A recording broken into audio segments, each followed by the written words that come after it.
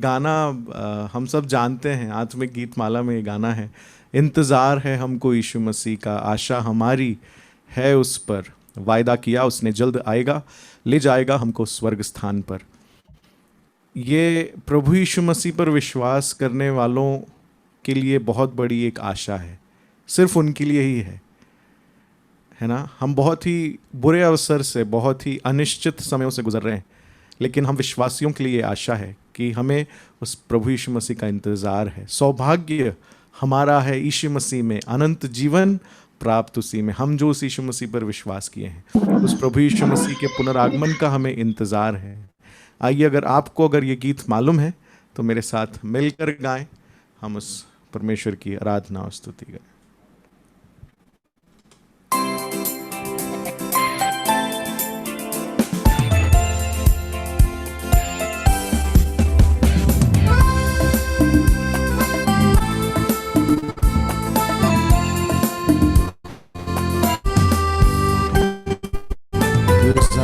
है हमको यीशु मसीह का, आशा हमारी है उस पर, वायदा किया उसने जल्द आएगा, ले जाएगा हमको स्वर्ग स्थान पर।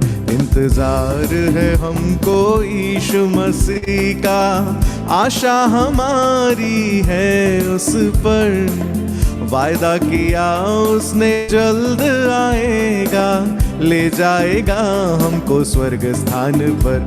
इंतजार है हमको यीशु मसीह का।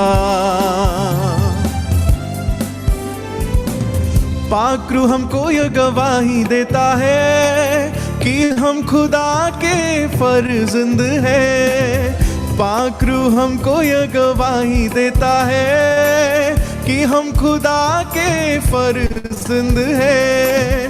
अगर फर्जंद वारिस भी यीशु मसीह के द्वारा प्राप्त हुआ है, अगर फर्जंद वारिस भी यीशु मसीह के द्वारा प्राप्त हुआ है, इंतजार है हमको यीशु मसीह का, आशा हमारी है उस पर, वायदा किया उसने जल्द आएगा, ले जाएगा हमको स्वर्ग स्थान पर।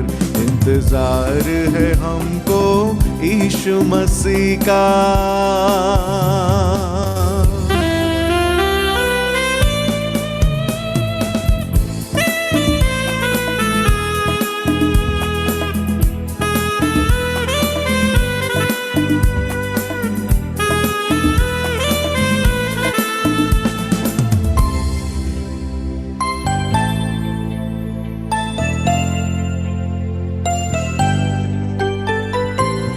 सौभाग्य हमारा है यीशु मसीह में, अनंत जीवन प्राप्त उसी में। सौभाग्य हमारा है यीशु मसीह में, अनंत जीवन प्राप्त उसी में। लाए जब हम उस पर विश्वास, वारिस हम बने हैं यीशु मसीह में। लाए जब हम उस पर विश्वास, वारिस हम बने हैं यीशु।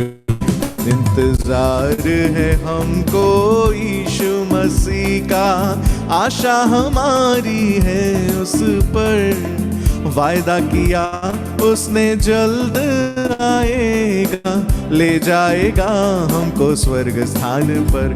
इंतजार है हमको यीशु मसीह का।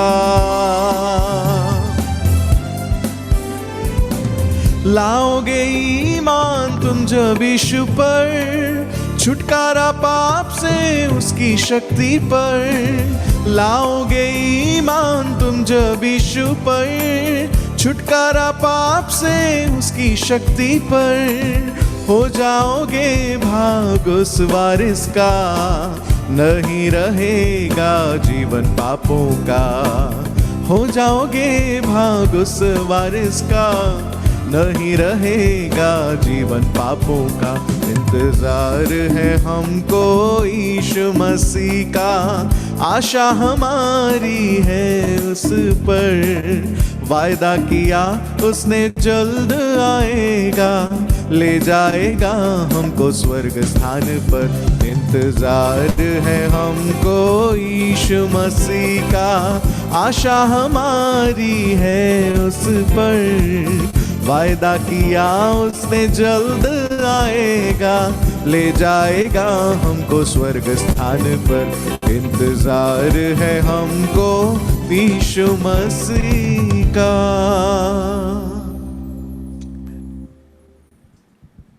भैया को बहुत बहुत धन्यवाद मैं मधुर गीत सुनाने के लिए। जो हम विषय के ऊपर अध्ययन कर रहे हैं उस विषय से उसी विषय के संबंधित में है। जिस प्रकार पौलुस कहता है कि उसका जो विश्वास या उसका जो निश्चय, जो वो कार्य जो परमेश्वर हमारे अंदर करता है वो पूरा करेगा। ये हमारा आशा प्रत्याशा है, आशा है। क्योंकि पौलुस कहता है the element of Joy is anticipating, nothing can encourage a Christian so much as the knowledge that despite life uncertainty and difficulties, and no matter how long spiritual defeat there may be long the way, one day he will make me perfect। यानी कि हमारे इस मसीही जीवन में बहुत सारे अनिश्चितता है, डिफिकल्टीज है, तकलीफें है, परेशानियां है, लेकिन उनसे भी ज्यादा हमारे जो आशा में आनंद की विषय ये है कि एक दिन इस पृथ्वी में हमारा मसीही जीवन, जितना भी हम आत्मिक तौर पर पराजय क्यों ना हो जाते हैं, कभी कभी हम हो जाते हैं, लेकिन हमारी आशा का आनंद ये है कि एक दिन इस प्रकार का व्यक्ति भी प्रभु यीशु मसीह में सिद्ध हो जाएंगे। इसके ऊपर हम अध्ययन कर रहे हैं इन दिनों में, और भैया को बहुत बहुत धन्यवाद उसी संबंधित में गीत गाकर हमारी आशा के संबंधित में और भी हमें खुशी और हमारी मन को तैयार करने के लिए धन्यवाद। हम रॉबिन्सन भैया के उनकी टीम के लिए जो गीत गाते हैं वो लोग, उनके लिए भी हम प्रार्थना करेंगे। उनकी बहन भी बहुत अच्छी गाती हैं, उनके लिए भी, और उनका भैया भी अभी फिलहाल वो कलकत्ता में प्रचार कर रहे हैं, उन सब के लिए हम प्रार्थना करेंगे। और अभी का जो समय है हम जेबी के साइमन भैया को देना चाहेंगे। परमेश्वर का धन्य नाम की महिमा हो। मेरी आशा है मेरी आवाज आप तक पहुंच रही है। और ब्रदर रॉबिन के लिए बहुत बहुत धन्यवाद। और जिस गाना उन्होंने गाया, मेरी आदत सही है तो सबसे पहले मैंने 1997 में ये गाना शालू भैया से ही सुना था। और 1997 में हम लोग बिहार के मुजफ्फरपुर जिला में मोतीपुर नामक जो जगह था, वहां पर हम लोग एक कन्वेंशन सभा का आयोजन किया था, जिसमें वक्ता शालू भैया था और उसमें उनका पूरा टीम आया था, सामसन भैया आदि लोग। उसी में पहली बार ये गाना मैंने सुना था।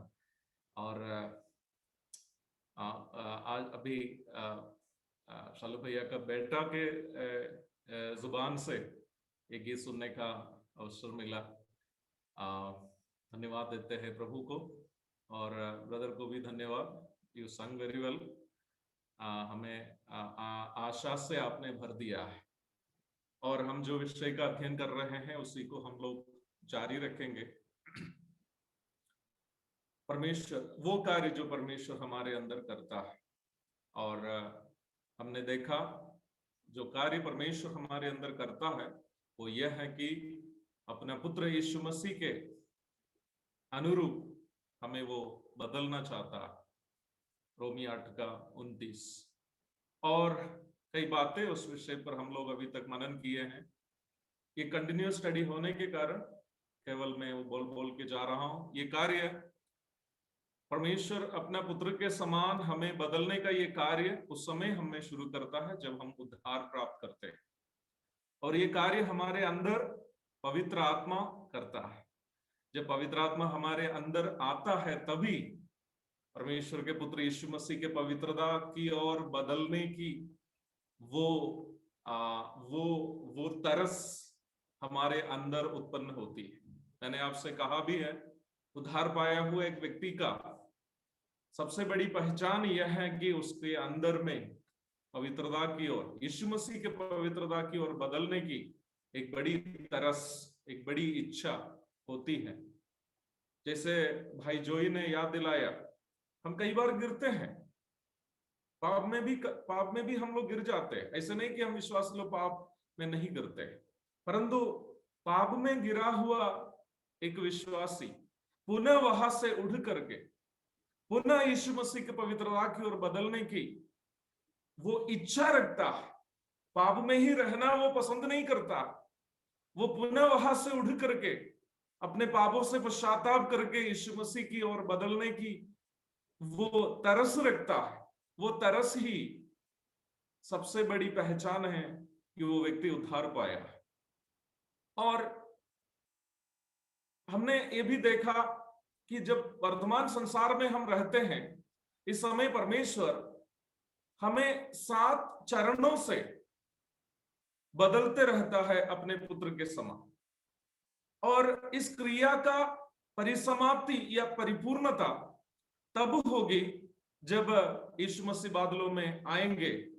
उस समय हम उनको वैसे ही देखेंगे जैसे वो है। इसलिए जैसे गीत में हम सुना है, इंतजार है हमको यीशु मसीह का, वायदा किया है उसने जल्द आएगा। हमारे इंतजार क्या है? वास्तव में इतना ही नहीं है कि हम इस संसार छोड़ करके स्वर्ग जाएंगे, परंतु हमारी सबसे बड़ी प्रतीक्षा, वास्तव में उद्धार पाया हुआ एक व्यक्ति की सबसे बड़ी प्रतीक्षा यह है, यीशु मसीह जब आएंगे हम उनके समान बदल जाएंगे। पहला यूहन्ना 3:2।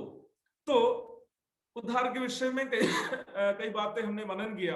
पिछले सप्ताह मैंने उसके दूसरे चरण के विषय में भी संक्षेप में कुछ बातें कही थी। वो है, दूसरा चरण है बपतिस्मा। बपतिस्मा के विषय में कई बातें आप जानते हैं, इसलिए अपना मेरा जो विषय है परमेश्वर के पुत्र के समान बदलने का, उसी विषय के आसपास में रहते हुए ही मैं बपतिस्मा के बारे में बोल रहा था। बपतिस्मा हमने देखा पिछले सप्ताह कि परमेश्वर का एक योजना है, उस योजना को हमारे अंदर जारी रखने के लिए बपतिस्मा नामक कार्य परमेश्वर नियुक्त किया है। हम बाइबल से यह भी देखे हैं कि कई प्रकार के बपतिस्मा है। यूहन्ना का बपतिस्मा था, इस्राएलियों के द्वारा लाल सागर में लिया गया बपतिस्मा है, और आग का बपतिस्मा है। इस प्रकार कई बपतिस्मा का जिक्र बाइबल में है।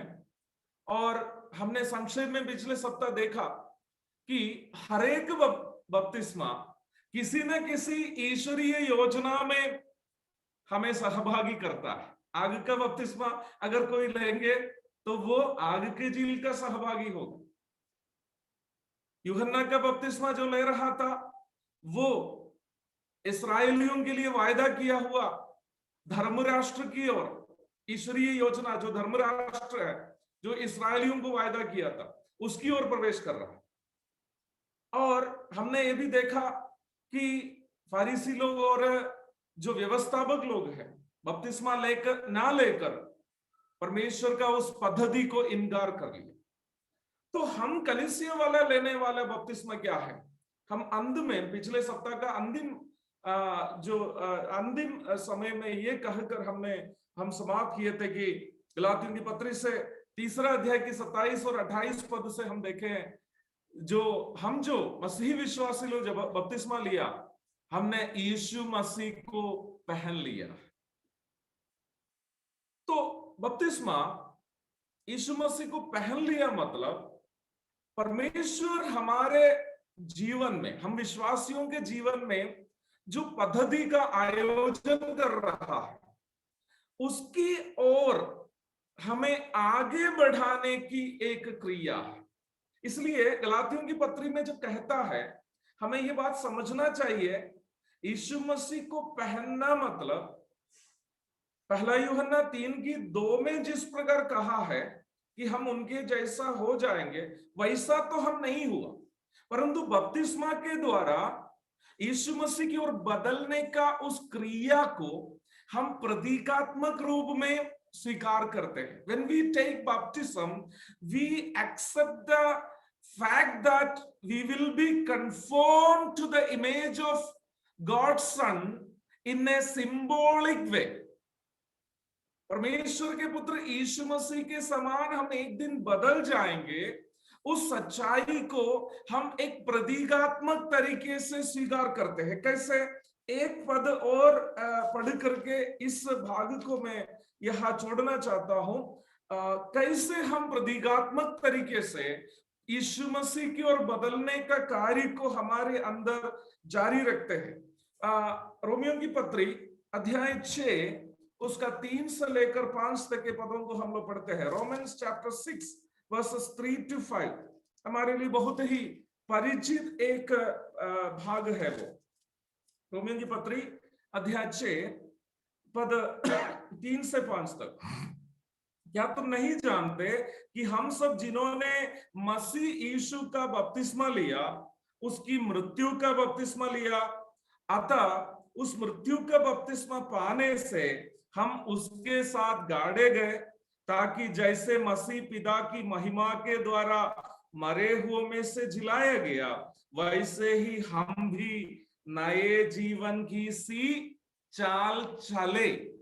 अंतिम लाइन देखिएगा, वो थोड़ा सा भविष्यकालीन रूप में वो बताया।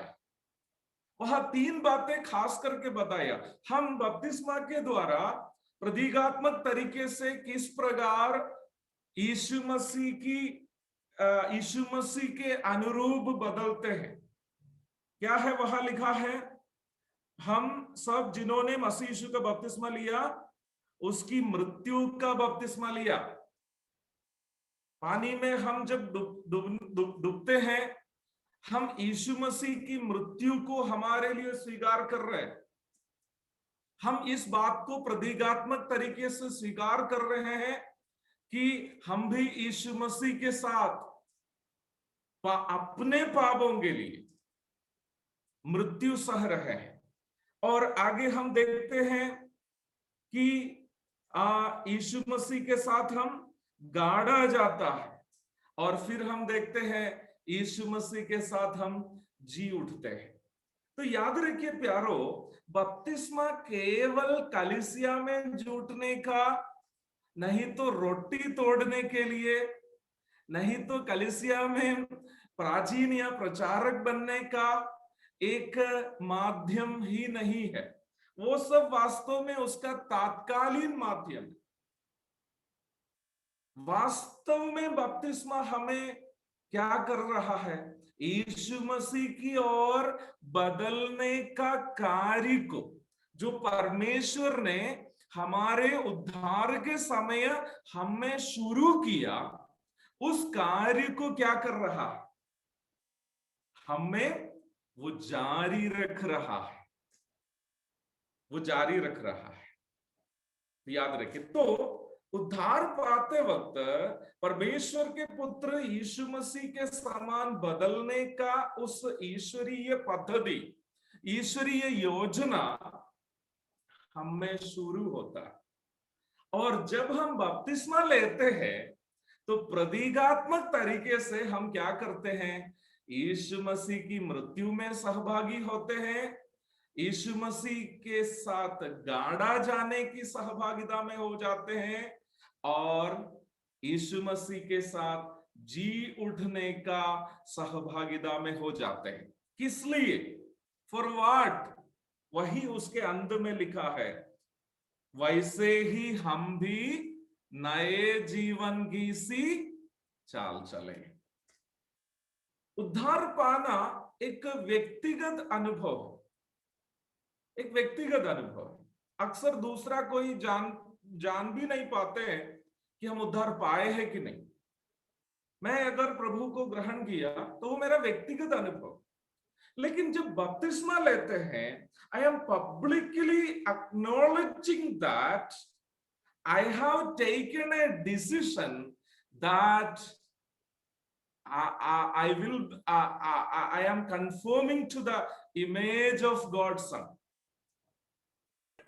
उद्धार पाते वक्त कार्य परमेश्वर हमारे अंदर शुरू करता है, लेकिन बपतिस्मा लेते वक्त उस पद्धति को जो परमेश्वर हमारे अंदर शुरू किया, उसको हम क्या कर रहे हैं? हम पब्लिकली एक्सेप्ट कर रहे हैं। आम तौर पर हम स्वीकार कर रहे हैं, देखो परमेश्वर हमारे अंदर एक पद्धति शुरू किया है, एक योजना शुरू किया है। वो योजना क्या है? मैं परमेश्वर के पुत्र के समान बदल रहा। देखिए, दैट्स ए पब्लिक एक्नॉलेजमेंट। इसलिए कई बार मुझे इस बात आश्चर्यचकित किया है कि बिहार सब ऐसा जगह है जहां मसीहियों की संख्या बहुत कम है। जिस साल में बिहार आया था उस साल में सरकारी आंकड़ा के अनुसार बिहार की आबादी में मसीहियों की संख्या मात्र 50,000 और अभी वो मात्र 1.5 लाख है। लगभग 12 करोड़ आबादी में मसीहियों की संख्या, उसमें सभी प्रकार के मसीही है, नामधारी मसीह, असली मसीह, सभी प्रकार की मसीह, सबका आंकड़ा मात्र 1.5 लाख है। मतलब आप समझ सकते हैं यहाँ मसीहियों की संख्या कितने कम है। उसके बावजूद भी मैं इस बात को नोटिस किया हूं, बपतिस्मा लिए हुए विश्वासी लोग अगर खुलेआम किसी प्रकार का पाप करता है तो अविश्वासी लोग पूछने लगते हैं कि अरे ये तो बपतिस्मा लिया हुआ व्यक्ति है, यीशु मसीह को मानने वाला व्यक्ति है, और ये इस तरह का पाप कैसे कर सकता है? ठीक है, इसका मतलब हम दुनिया के सामने एक अनाउंसमेंट कर रहा है बपतिस्मा के द्वारा, देखो मैं यीशु मसीह के पीछे चलने वाला। मैं संदेश वाला देते समय काफी उदाहरण मेरे में आता है, लेकिन उदाहरण कहने के लिए कभी कभी मुझे डर भी लगता है। उदाहरण कहते कहते विषय और लंबा खींचा जाता है। फिर भी मुझे बहुत छुआ हुआ एक दृष्टांत में बोलना चाहता हूं। एक बार बिहार कटिहार में जहां मैं रहता हूं, यहां से लगभग 26-27 किलोमीटर दूरी पर एक जगह में, गांव में हम लोग आउटरीच कर रहे थे, प्रचार प्रसार कर रहे थे। तो वहां पर हम लोग एक बुजुर्ग आदमी से मिला जो ब्राह्मण परिवार से ताल्लुक रखने वाला था, और उन लोगों के साथ, उस अंकल के साथ मेरी अच्छी दोस्ती हुई। बाद में उन्हीं के आंगन में हम एक गॉस्पेल कन्वेंशन भी किया था, 2 दिवसीय कन्वेंशन। लोग अभी भी विश्वासी नहीं है, लेकिन उन लोगों ने दोस्ती में अपना आंगन मुझे कन्वेंशन करने के लिए दिया था। ब्रदर सामुएल बी थॉमस उसमें एक वक्ता था। तो उनसे बात करते वक्त उन्होंने एक बात हमसे कही कि वहां पर एक नामधारी कलीसिया भवन थी, और उस चाचा ने हमसे कहा उस कलीसिया भवन बनाने के लिए वो लोगों ने अपना जमीन दिया। वो लोग ब्राह्मण लोग हैं, हिंदू ब्राह्मण लोग हैं, वो लोगों ने अपना जमीन उस कलीसिया भवन बनाने के लिए वहां दिया। परंतु उस भवन में जो लोग यीशु मसीह की आराधना करते हैं, वे लोग क्या करते हैं, एक ऐसा समूह है जो लोग ताड़ी का भी व्यवसाय करते हैं, शराब का व्यवसाय करते हैं। रविवार में जिस कलीसिया भवन के सामने वो लोग बैठ करके, उस कलीसिया भवन में उन लोग बैठकर प्रभु की आराधना करते हैं, उसी कलीसिया भवन के सामने उन लोग सप्ताह भर शराब बेचते हैं, ताड़ी बेचते हैं। तो ये बुजुर्ग ब्राह्मण चाचा मुझसे पूछ रहा था कि ये लोग कैसा ईसाई है। अरे उसका शब्द मुझे बहुत छुआ, आज भी मेरे कान में उनकी आवाज है। वो चाचा बोल रहा है ये लोग कैसा ईसाई है कि इतना महान यीशु के पीछे ये लोग चलने का दावा करते हैं और ये लोग शराब भी बेचते हैं, ये कैसे हो सकता? ये सवाल मुझसे किया हुआ व्यक्ति एक मसीही नहीं है, आज भी हिंदू धर्म में आस्था रखने वाला एक बुजुर्ग चाचा। मेरे प्यारो, बपतिस्मा के द्वारा हम दुनिया के सामने अनाउंस कर रहा है, घोषणा कर रहा है, देखो परमेश्वर मेरे अंदर एक योजना शुरू किया है। वो योजना यह है, मैं यीशु मसीह के समान बदल रहा है। ये घोषणा करने के बाद आप ताड़ी पीजिएगा, आप खैनी खाइएगा, आप पत्नी को पीटिएगा और अपना भाई के खिलाफ जमीन का केस लड़िएगा और व्यभिचार करके जेल जाइएगा। कलीसिया वाले आजकल तो बहुत चुप रहते हैं, क्योंकि कलीसिया के अंदर में पाप के विषय में सब बोलने के लिए डर लगता है। जो व्यक्ति पाप पर सवाल करेगा उसी को तो सब लोग लात मार के निकाल देंगे। इसलिए आजकल कलीसिया वाले हम लोग चुप रहते हैं कलीसिया के अंदर के पापों को देख करके, परंतु दुनिया वाले चुप नहीं रहते हैं। वे लोग बोलेंगे, तुम कहते हो कि यीशु के पीछे चलने वाले हो, तुमने तो बपतिस्मा लिया है कि यीशु के समान तुम बदल जाओगे। क्या तुम्हारा यीशु दाढ़ी पीने वाला है तुम्हारे जैसा? क्या तुम्हारा यीशु तुम्हारे जैसा खैनी खाने वाला है? क्या तुम्हारा यीशु जो है जेल जाने वाला है? मेरे प्यारों, बपतिस्मा इस बात की घोषणा है, मेरे अंदर परमेश्वर ने एक योजना शुरू किया है।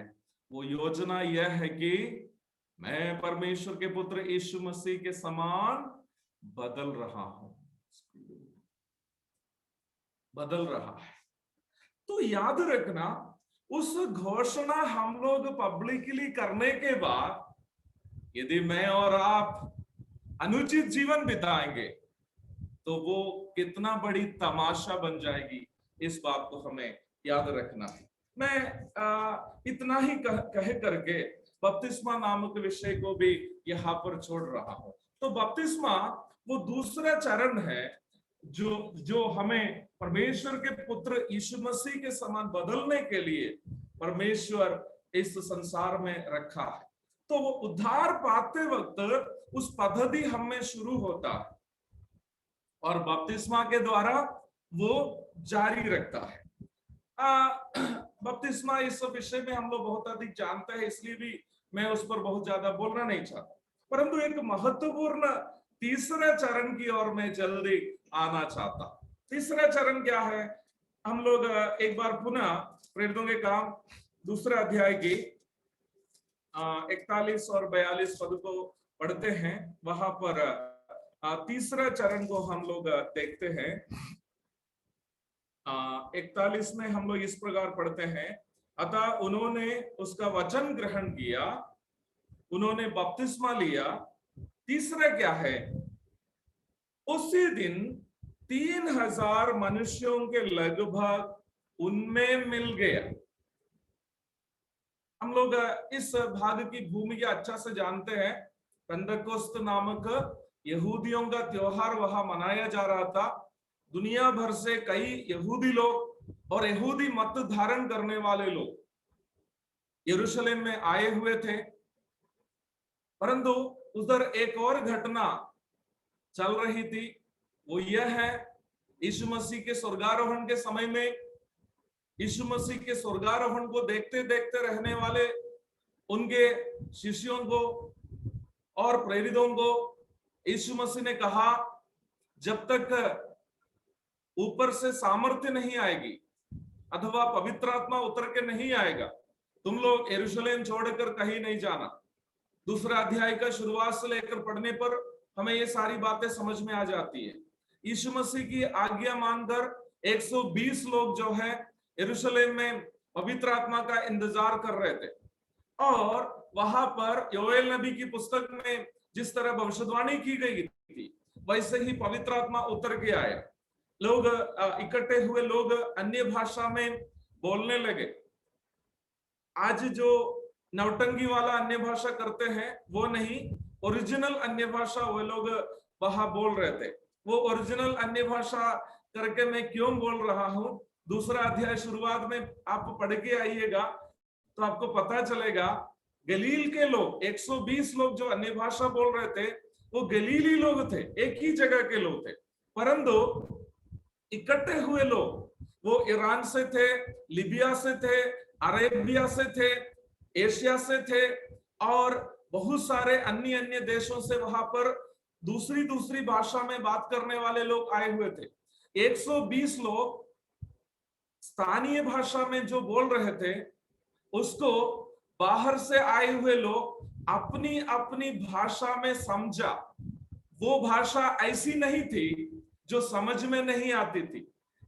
प्रेरितों के काम दूसरे अध्याय में पवित्र आत्मा उतर आए हुए समय में 120 लोगों ने जो अन्य भाषा बोला, वो सुने हुए लोगों को समझ में आया, इसलिए वो ओरिजिनल अन्य भाषा था। परंतु आज अन्य भाषा के नाम में जो लोग नौटंकी करते हैं, उनकी भाषा किसी को भी समझ में नहीं आता। मेरे विषय वो नहीं है, इसलिए मैं उधर जाना नहीं चाहता। तत्पश्चात पतरस ने एक लंबा चौड़ा भाषण दिया और इस सुसमाचार संदेश सुनकर के बहुत सारे लोगों के हृदय में दुख हुआ है कि अपना मसीहा को वे लोग क्रूस पे चढ़ाया। पतरस वहां स्पष्ट रीति में कहता है, उसी यीशु को परमेश्वर ने जिलाया जिसके हम सब गवाह है। अर्थात उसका 32वीं पद में पतरस कहा है, हे यहूदियों ये बात सुनो, जिस यीशु को हमारे लोगों ने क्रूस पे चढ़ाया वो मसीहा है और उसके जी उठने का हम गवाह है। और इसलिए तुम सब इस टेढ़ी मेढ़ी जाति से बच के अलग हो जाओ। पतरस का संदेश सुनकर के लोग यीशु मसीह को ग्रहण किया। तत्पश्चात वे लोगों ने बपतिस्मा लिया और उसके बाद उन लोगों ने क्या किया? 3000 के लगभग यहूदी लोग क्या किया है? 120 में मिल गए। ये 3000 लोग, वो लोग यहूदी धर्म का त्योहार मनाने के लिए यरूशलेम आए हुए लोग थे। परंतु ये लोगों ने पतरस का सुसमाचार संदेश सुनकर प्रभु यीशु मसीह को उद्धारकर्ता और प्रभु के रूप में ग्रहण किया और वे लोगों ने बपतिस्मा लिया और बपतिस्मा में रुका नहीं है। आजकल के ज्यादातर विश्वासियों की आत्मिकता यहीं पर आकर अटक जाता है। उद्धार पा लेते हैं, बपतिस्मा हो गया, फिर वे लोग समझते हैं आगे हर काम के लिए वो लोग एलिजिबल है, योग्य है। नहीं, पहली शताब्दी के विश्वासियों की आत्मिकता बपतिस्मा में आकर अटका नहीं है। बपतिस्मा लेकर के वे लोगों ने क्या किया है? उसी दिन 3000 मनुष्यों के लगभग उनमें मिल गया मतलब पहले से जो 120 लोग वहां बैठे हुए थे पवित्र आत्मा को स्वीकार करने के लिए और जो पवित्र आत्मा को प्राप्त किया, उनमें 3000 लोग मिल गया। कहां से मिल गया? वो लोग पहले यहूदी धर्म के सदस्य थे, यहूदी धर्म को मानने वाले थे, यहूदी रीति रिवाजों के अनुसार जीवन बिताने वाले थे। वे लोगों ने क्या किया? यहूदी धर्म को छोड़ दिया है, यहूदी रीति रिवाजों को छोड़ दिया है, अपने पुराने जीवन को छोड़ दिया है। वो लोग किनके साथ मिल गया? उन 120 लोगों के साथ मिल गया जो परमेश्वर के पुत्र यीशु मसीह के समान बदल रहे हैं। ध्यान से सुनिएगा, ये 3000 लोग किनके साथ मिल गए? उन 120 के साथ जो लोग यीशु मसीह के समान बदल रहे हैं। तो इस कार्य को हम कह सकते हैं अध्ययन के लिए सेपरेशन अथवा अलगाव। उद्धार प्राप्त लोगों को बपतिस्मा लेना चाहिए। बपतिस्मा लिए हुए लोगों को क्या चाहिए? They should be separated, उनको अलग होना जरूरी है। मैं आपको बताना चाहता हूं, केरल में जब ब्रदरन सेवकाई 18वीं शताब्दी में सब प्रचलित हो रही थी, उस समय आपको पता है केरला ब्रदरन समूह सबसे अधिक जोर देने वाला एक विषय था अलगाव, क्योंकि उद्धार बपतिस्मा सब लोग जानते थे, ज्यादातर लोग। इसलिए केरल की जो भाषा है मलयालम में अलगाव को वेरबाड कहते हैं। वेरबाड मतलब सेपरेशन। आपको पता है, यहां तक मेरे सब बचपन बहुत ज्यादा पुराना नहीं, मेरे सब बचपन में भी केरल के ब्रदरन लोगों को हम लोगों के सब क्षेत्र में वेरबाडकार करके बुलाते थे, सेपरेटिस्ट। क्योंकि हम लोग ब्रदरन समूह के लोग सबसे अधिक जोर देकर सिखाने वाली एक शिक्षा थी अलगाव, सेपरेशन। परंतु दुख के साथ कहना पड़ता है, आज हम लोग अपने आप को वेरबाडगर नहीं बुलाते हैं, हम लोग थोड़ा सा और स्टाइल से वी आर ब्रदरन, हम लोग ब्रदरन है करके। मुझे लगता है हम लोग बहुत ईमानदार हो गए, क्योंकि हमें भी मालूम है आजकल हम लोग अपने आप को वेरबाडगर, सेपरेटिस्ट बुलाने लायक नहीं है, इसलिए हम लोग अपने आप को क्या नहीं बुलाते हैं, we are not separated, we are mingled with the world, so we are not Verbadigar and we are brethren now.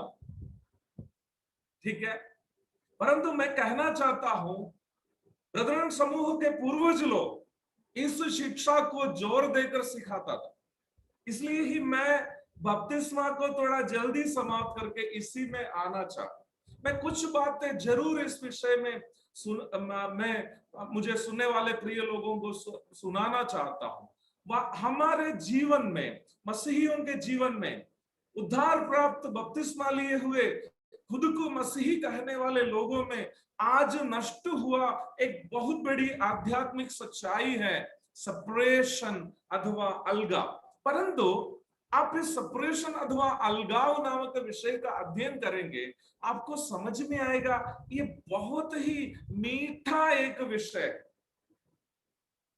हमें लगता है कभी कभी अलग रहना बड़ी मुश्किल बात है, परंतु अगर बाइबल से इस विषय का एक सही अध्ययन हम करेंगे, हमें पता चलेगा ये बहुत ही मीठा एक विषय है और हमें प्रैक्टिस करना ही चाहिए। मैं कुछ बातें जल्दी सेपरेशन अथवा अलगाव नामक विषय पर आपके सामने रखना चाहता हूं, विशेषकर हमारा विषय की परिप्रेक्ष्य में।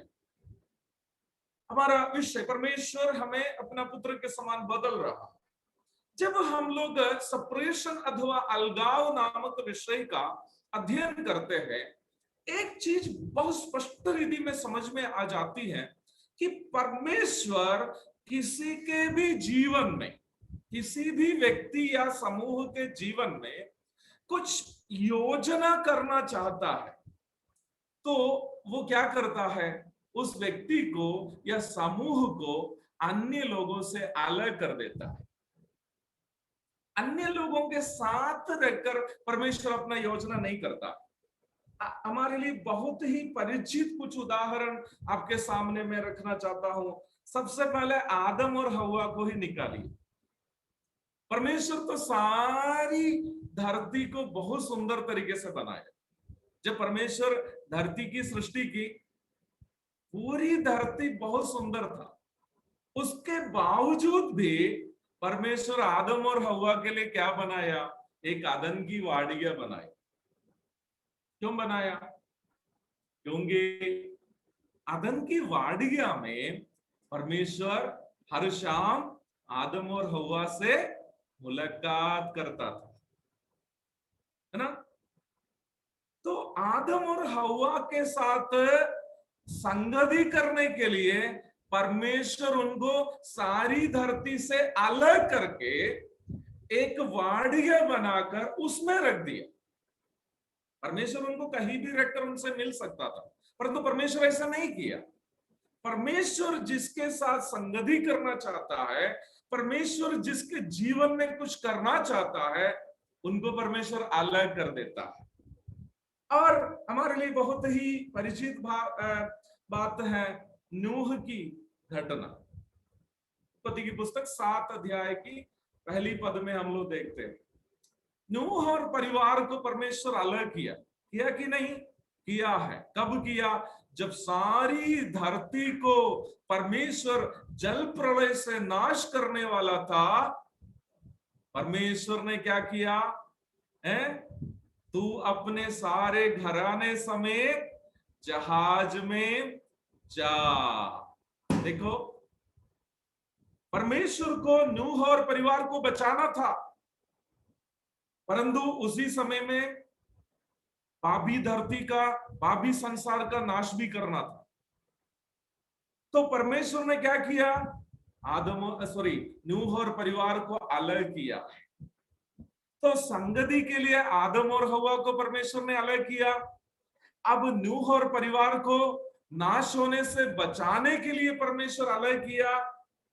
और उत्पत्ति की पुस्तक 12 अध्याय की पहली पद में आते हैं, अब्राहम को परमेश्वर ने उनके परिवार से अलग किया, है ना। ये सब घटना हम लोग के लिए बहुत ही परिचित भाग है। अब्राहम को परमेश्वर ने अलग किया और उनको क्या किया, बड़ी बड़ी आशीषों की वायदा किया। मैं तुम्हें बड़ी जाति बनाऊंगा, तुम्हारे लिए क्या करूंगा, एक वायदा की भूमि में दूंगा। देखिए, आशीषों को देने के लिए परमेश्वर अब्राहम को अलग किया। और फिर हम उत्पत्ति की पुस्तक 37 अध्याय में आते हैं, यूसुफ के बारे में देखते हैं। यूसुफ को भी क्या किया है, परमेश्वर अपने उनके परिवार से अलग कर दिया। आप जरा सोचिएगा, अलगाव उतना आसान काम नहीं था।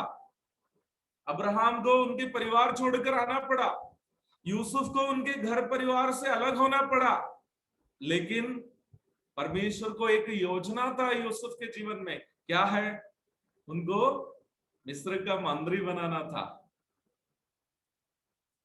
मिस्र का मंत्री बनाने के लिए परमेश्वर यूसुफ को क्या कर दिया, अलग किया। परमेश्वर एक योजना कर रहा है, उस योजना के लिए परमेश्वर क्या करते हैं, अलग कर दिया। निर्गमन की पुस्तक में आने के समय पर हम मूसा के बारे में देखते हैं, परमेश्वर मूसा को क्या कर दिया, मिस्र से अलग कर दिया। क्यों? अपने लोगों को बचाने के लिए। देखिए, मैं कुछ कुछ उदाहरण, जो परिचित उदाहरण है, ये मैं आपके सामने रख रहा था। मेरे प्यारो, परमेश्वर जब भी किसी के जीवन में कुछ योजना करना चाहता है, अलग किए बिना वो नहीं करता, अलग किए बिना वो नहीं करता। Separation is necessary for God to work through us. हमारे द्वारा कार्य करने के लिए, to accomplish any project through us, God separates us. हमारे जीवन के द्वारा कुछ योजना को पूरा करने के लिए परमेश्वर कभी कभी हमें अपनों से अलग कर देगा, अपना समाज से अलग कर देगा, रीति रिवाजों से अलग कर देगा, धर्म से अलग करेगा, समाज से अलग करेगा। यदि आप और मैं चाहता है कि परमेश्वर मेरे और आपके जीवन में कार्य करे, सेपरेशन इज नेसेसरी, अलगाव की अनिवार्यता है। यहां पर कौन सी पद्धति की चर्चा हम कर रहे हैं, कौन सी योजना की चर्चा कर रहे हैं? परमेश्वर हमारे जीवन में करने वाला सबसे बड़ा काम क्या है? अक्सर लोग फेसबुक व्हाट्सएप में सब पोस्ट करते हैं, परमेश्वर आपके जीवन में बहुत बड़ी आशीष देने जा रहा है। तो लोगों का कहना यह है, आपको नौकरी देने जा रहा है, नहीं तो आपको पैसा देने जा रही है सब। लेकिन मैं आपसे कहना चाहता हूं, परमेश्वर हमारे जीवन में करने वाली सबसे बड़ी योजना, सबसे बड़ा पद्धति, वो यह है, मुझको और आपको वो अपना पुत्र के समान बदलना चाहता है। परंतु परमेश्वर के पुत्र यीशु मसीह के समान बदलने के लिए we need to get separated, हमें अलग होने की जरूरत है। परंतु इससे भी अच्छा मुझे इस विषय पर लगी हुई एक बात मैं आपके सामने रखना चाहता हूं। मुझे ये अलगाव अथवा सेपरेशन शब्द, सेपरेशन विषय का अध्ययन में कर रहा था, मुझे सबसे ज्यादा चुई हुई एक बात मैं आपको बताना चाहता हूं। सेपरेशन अथवा अलगाव ये किस लिए है? It shows God's possessiveness with us. मुझे लगता है पॉसेसिवनेस शब्द आप लोग जानते हैं, अपनापन, इंटीमेसी, अपनापन। हम लोग, है ना, हम लोगों में से कई लोगों को अपने रिश्तेदार लोग हैं, दोस्त लोग हैं, प्रिय लोग हैं, और हमें क्या है, अपने लोगों से अपनापन है ना। हम लोग चाहते हैं हमारे दोस्त हमसे सबसे ज्यादा प्रेम करें। हम चाहते हैं कि हमारी पत्नी हमें से ही प्रेम करे। हम चाहते हैं हमारे बच्चे हमसे अधिक प्रेम करें, है ना। घर में भी जो है कभी कभी मम्मी लोगों के साथ झगड़ा होते हैं। हमारे घर में हम लोग 2 लड़के हैं, बचपन से लेकर पापा जी का प्यार हम लोग को बचपन से नहीं मिला, तो माँ हम लोगों के देख रेख करते थे। अक्सर मेरा और मेरे भैया का कंप्लेंट माँ से यही है, भैया कहते हैं माँ आप उससे ज्यादा प्रेम करते, तो मैं कहता नहीं आप भैया से ज्यादा प्रेम करते। ये ऐसा हम क्यों बोलते हैं? क्योंकि हम चाहते हैं कि माँ का प्रेम सबसे अधिक हमें मिले। आपको मालूम है परमेश्वर को इस तरह का पोसेसिवनेस मेरे और आपके साथ भी, आपने ऐसा कहीं सोचा है? परमेश्वर चाहता है जब भी के साइमन का प्रेम सबसे अधिक परमेश्वर से ही हो। आप ऐसा सोचिएगा, God wants an intimate relationship with us. जब हम बाइबल पढ़ते हैं, इस्राएल के साथ परमेश्वर का ऐसा ही एक इंटीमेसी था, अपनापन था। आप एक पद पढ़िए, पहला राजा 8:53, फर्स्ट किंग्स चैप्टर 8 वर्स 53। पहला राजा 8:53, वहां पर हम इस प्रकार पढ़ते हैं, देखिए, क्योंकि है प्रभु यहोवा अपने उस वचन के अनुसार जो तूने हमारे पुरखाओं को मिस्र से निकालने के समय अपने दास मूसा के द्वारा दिया था, तूने इन लोगों को अपना निज भाग होने के लिए पृथ्वी की सब जातियों से अलग किया है। देखिए, इस्राएल के साथ परमेश्वर का अपनापन है, इसलिए वो क्या किया है, अपना निज भाग होने के लिए अलग किया है। इससे भी मीठी एक पद है, यशायाह नबी की पुस्तक 43 अध्याय की पहली पद और चौथी पद को देखिएगा। ये भी इस्राएल के संबंध में ही प्रभु कह रहा, लेकिन वचन पढ़ते समय में इस पद को हम लोग अपने संबंध में भी जरूर परमेश्वर का अपनापन को समझने के लिए ले सकते हैं। यशायाह नबी की पुस्तक 43 अध्याय, यशायाह चैप्टर 43 वर्स 1 और 4, पहली पद में हम लोग इस प्रकार पढ़ते हैं, है इस्राएल तेरा रचने वाला और है याकूब तेरा सृजनहार यहोवा अब यो कहता है। ये परमेश्वर खुद कहने वाली एक बात को हम देखते हैं, मत डर क्योंकि मैंने तुझे छुड़ा लिया है, मैंने तुझे नाम लेकर बुलाया है। आगे का लाइन, यू आर माइन, तो मेरा ही है। मेरा ही है कहने का अर्थ आप समझते होंगे, मेरा भी है नहीं कहा, मेरा ही है और किसी का नहीं है। आप उसका चौथी पद भी देखिए, मेरी दृष्टि में तू अनमोल है, तू अनमोल और प्रतिष्ठित कह रहा है और मैं तुझसे प्रेम रखता हूं, इस कारण, आगे का लाइन ध्यान दीजिएगा, इस कारण मैं तेरे बदले मनुष्यों को और तेरे प्राण के बदले में राज्य के लोगों को दे दूंगा। देखिए, सेपरेशन, परमेश्वर जब इस्राएलियों को अलग किया, परमेश्वर उनसे कह रहा है वो अलग क्यों किया, अलग क्यों किया, उसका कारण बोल रहा है, तू मेरा ही है, you are mine. The subject separation that we study in the Bible shows the divine character of possessiveness. परमेश्वर को मेरे और आपके साथ जो possessiveness है, अपनापन है, वो अपनापन दिखाता है हमारा अलगाव। जब हम दुनिया से अलग होकर, हमारे रीति रिवाजों से अलग होकर, हमारे संसार के अपनों को छोड़कर परमेश्वर के लिए अलग हो जाते हैं। हम परमेश्वर से ये कह रहे हैं, परमेश्वर मैं आपका। इसलिए विश्वासियों के जीवन में अलगाव की जरूरत है। कलीसिया शब्द का अर्थ ही क्या है?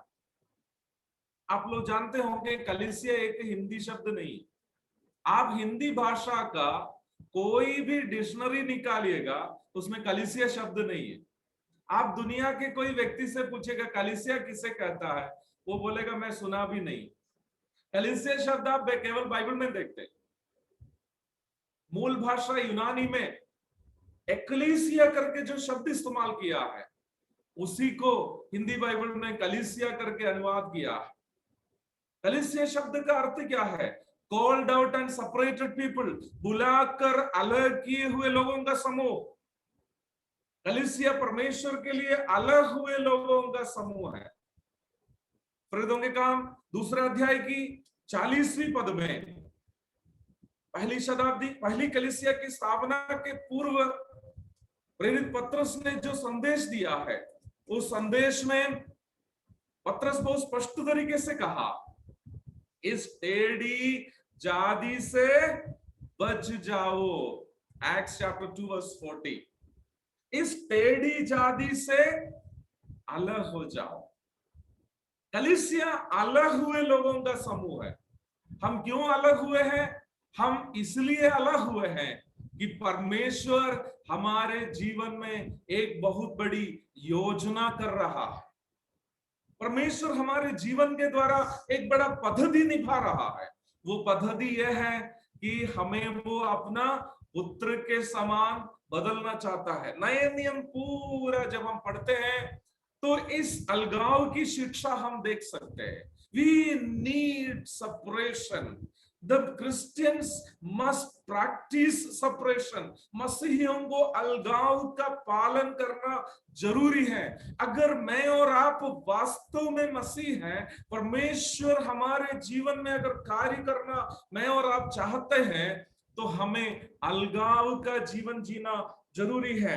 मत्ती रचित सुसमाचार 4 अध्याय के 18 से 20 तक के पदों में प्रेरितों को बुलाते समय में परमेश्वर प्रभु यीशु मसीह उनसे बात करते हुए हम लोग देखते हैं।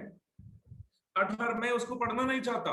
18 से 20 तक के पदों में जब प्रेरितों को वो बुलाता है, वो कहता है मेरे पीछे हो लो। और हम लोग जो है उसकी 20वीं पद में इस प्रकार पढ़ते हैं, वे तुरंत जालों को छोड़कर उसके पीछे हो लिए। प्रेरितों को यीशु मसीह ने जब बुलाया, वे लोगों ने क्या किया है? ओ मछली पकड़ने वाले थे ज्यादातर लोग, उन लोगों ने उसको छोड़ दिया। उस काम धंधे को छोड़ करके प्रभु के पीछे उन लोगों हो लिया है। मत्ती रचित सुसमाचार 19 अध्याय से एक पद में खास करके आपको पढ़ के सुनाना चाहता हूं। मत्ती रचित सुसमाचार 19 अध्याय 27 से 29 तक के पद। वहां पर शिष्य लोग यीशु मसीह से एक सवाल किया, ये अलगाव क्यों है? आप उस पद को पढ़ेंगे, मत्ती रचित सुसमाचार चैप्टर 19 वर्सेस 27 to 29। इस पर पतरस ने उससे कहा, देख हम तो सब कुछ छोड़ के तेरे पीछे हो लिए, तो हमें क्या मिलेगा? ठीक है, अच्छा आपने बोला चलो हम लोगों ने जाल झील सब छोड़ के आपके पीछे चल गए, हमें क्या मिलेगा? यीशु ने उनसे कहा, मैं तुमसे सच कहता हूं कि नई सृष्टि में जब मनुष्य का पुत्र अपनी महिमा के सिंहासन पर बैठेगा, तो तुम भी जो मेरे पीछे हो लिए हो 12 सिंहासनों पर बैठकर इस्राएल के 12 गोत्रों का न्याय करेगा। और जिस किसी ने आगे सार्वजनिक बात कर शिष्यों से कहा, तुम लोगों ने अलग हुए ना मेरे लिए, घर छोड़ दिए हो ना, झील छोड़ दिए हो ना, जाल छोड़ दिए हो ना। मुझे मालूम है तुम्हारे हृदय में दुख है, क्योंकि बचपन से लेकर तुम लोग जिन प्रिय लोगों के साथ रिश्ता रखते थे, संबंध रखते थे, वो सब छोड़कर मेरे पीछे हो लिया। लेकिन सुनो, जब मनुष्य का पुत्र महिमा में आएगा तो 12 सिंहासन पर बैठ करके इस्राएल के 12 गोत्र का न्याय करेगा। अब वो वायदा शिष्यों से, शिष्यों के लिए, प्रेरितों के लिए। अब 29 पद में सार्वजनिक रूप में एक बात कहा है। सार्वजनिक रूप क्या है?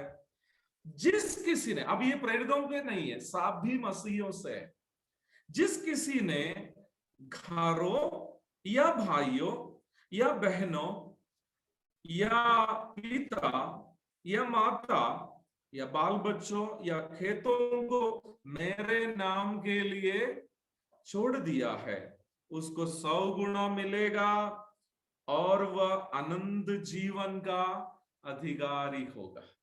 तो अलगाव मेरे प्यारो एक ऐसा कार्य है जो हमें बड़ा प्रतिफल लाता है, बड़ा प्रतिफल लाता है। और वो प्रतिफल क्या है?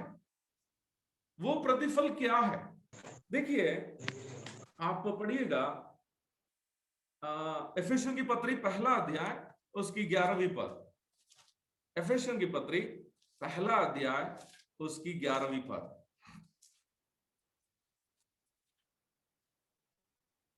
उसी में जिसमें हम भी उसी की मनसा से जो अपनी इच्छा के मत के अनुसार सब कुछ करता है, पहले से ठहराए जाकर मिरास बने कि हम जिन्होंने पहले से मसीह पर आशा रखी है उसकी महिमा की स्तुति के कारण हो। ये एक पद कम से कम 1 घंटा समझाने की पद है, लेकिन मैं एक शब्द कहकर समाप्त कर रहा हूं। परमेश्वर हमें अलग किया और पतरस ने यीशु मसीह से पूछा, हम लोग तुम्हारे लिए अलग हुए हैं, हमें मिलेगा क्या? यीशु मसीह ने प्रेरितों से कहा, महिमा में तुम लोग मेरे साथ बैठकर क्या करेगा? इस्राएल के 12 गोत्र पर राज करेगा। प्रकाशित वाक्य में जब हम लोग जाते हैं, हम भी पढ़ते हैं, हम उनके साथ राज करेंगे। मैं उधर जाना नहीं चाहता। प्रभु के साथ 1000 वर्ष जब प्रभु इस वर्तमान संसार पर राज करेंगे, उस समय भी हम उनके साथ राज करेंगे। और प्रकाशित वाक्य 22 अध्याय में आने के समय पर हम पढ़ते हैं कि नई धरती में भी हम उनके साथ राज करेंगे। तो प्रभु हमारे जीवन में महिमा में उनके साथ सहभागी होने के लिए हमें अलग किया है। और यहां पर हम पढ़ते हैं, हम उनकी महिमा की स्तुति का गुणगान करेंगे। हम उनकी महिमा का स्तुति का गुणगान कैसे करेंगे? How we will glorify his glory. उनकी महिमा का स्तुति हम कैसे करेंगे? कैसे करेंगे? जब हम उनकी महिमा की प्राप्ति करेंगे। When we will have his glory, वो महिमा जब हम उनसे प्राप्त करेंगे, हमें जब प्रभु की वो महिमा होगी, वो प्रभु के लिए हमारे तरफ से एक आराधना बन जाएगी। कैसे? आप जरा सोच लीजिए, हम लोग कैसा इंसान है? हम कभी कभी झूठ बोलते हैं, कभी कभी झगड़ा करते हैं, कभी कभी लालच करते हैं, हम रूठते हैं, सब करते हैं। लेकिन एक दिन हम क्या हो रहे हैं? यीशु मसीह के कारण स्वर्ग पहुंच जाएंगे। वहां पर हम उनकी महिमा की प्राप्ति करेंगे। हम सब यीशु मसीह की महिमा प्राप्त करके स्वर्ग में खड़े हैं। ये शिष्य लोग सब देखकर क्या बोलेगा? प्रभु आप कैसा महान प्रभु है। ये गुस्सा करने वाला जेबी को, झगड़ा करने वाला जेबी को, कभी कभी रूठने वाला जेबी को आपने क्या कर दिया? आपकी महिमा दे दिया। मुझे देखकर स्वर्गदूत लोग प्रभु की महिमा करेंगे। समझ में आ रहा है? मुझको और आपको यीशु मसीह की महिमा पहने हुए स्वर्ग में खड़े होते हुए देख स्वर्गदूत लोग क्या करेगा? प्रभु की महिमा करेगा। इस बड़ी योजना के लिए प्रभु हमें इस संसार से क्या कर दिया है? अलग किया है। मेरा समय समाप्त होने के कारण इस सत्र को मैं यहां समाप्त कर रहा हूं। प्रभु दया करे, अगले सत्र में हम ये देखेंगे वर्तमान संसार में हमें क्या क्या चीज से अलग होने की जरूरत है। आज हम लोग केवल इतना देख रहे थे, अलगाव कितना महत्वपूर्ण एक विषय है। उद्धार पाए हुए लोगों को बपतिस्मा लेना है, और बपतिस्मा लेने से खत्म नहीं, हमें एक अलगाव का जीवन बिताना।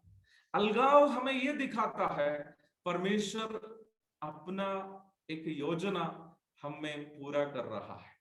अलगाव ये दिखाता है कि परमेश्वर का हम अपना है।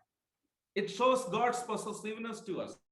परमेश्वर का अपनापन हमारे साथ, वो दिखाता है अलगाव। तीसरा हम देखे हैं अलगाव का एक बड़ा प्रतिफल है, वो यह है कि हम यीशु मसीह की महिमा को एक दिन प्राप्त करेंगे। प्रभु दया करे, अगला सप्ताह हम देखेंगे। अगला सप्ताह बृहस्पतिवार को होगा, बुधवार को नहीं होगा। अगले बृहस्पतिवार को प्रभु यदि नहीं आया तो हम देखेंगे वचन से कि हमें क्या क्या चीजों से वर्तमान संसार में अलगाव रखना है, अलग होकर जीना है। तब तक के लिए आपसे विदा हो जाता हूं। प्रभु के धन्य नाम की महिमा हो। आमीन। भैया को बहुत बहुत धन्यवाद। हमें